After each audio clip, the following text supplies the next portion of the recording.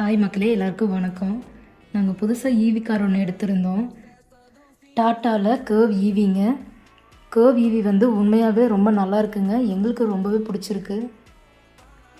நாங்கள் கோயம்புத்தூரில் இருக்கிற எஸ்டிஏ டாட்டாவில் தாங்க எடுத்தோம். எஸ்டிஏ டாட்டாவில் ரெஸ்பான்ஸ் வந்து உண்மையாகவே ரொம்ப நல்லா இருக்குங்க. Overall good response. சிங்காநல்லூர் குளத்தேரிங்கிற இடத்துல தாங்க எஸ்டிஏ டாட்டா ஷோரூம் இருக்குது. கார் எடுத்து இப்போ 6 மாதம் ஆச்சு. 20,000 கிலோமீட்டர் ஓட்டிட்டோம்.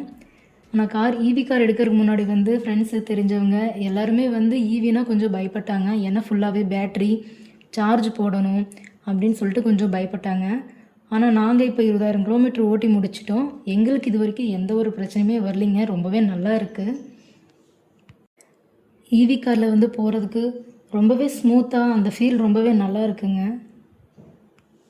நீங்கள் ஹைவேஸில் மட்டும் ஓட்டி பாருங்கள், கண்டிப்பாக அந்த ஃபீல் புரியும்.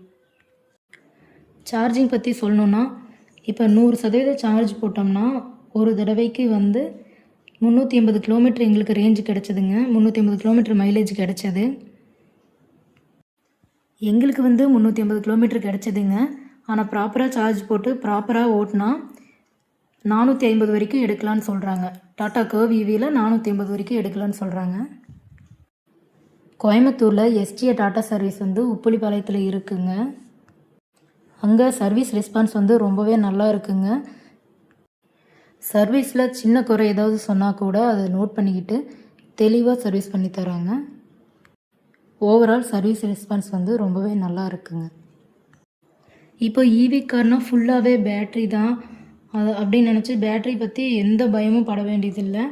ஏன்னா டாட்டாவில் வந்து பேட்ரிக்கு லைஃப் டைம் வாரண்ட்டி தர்றாங்க.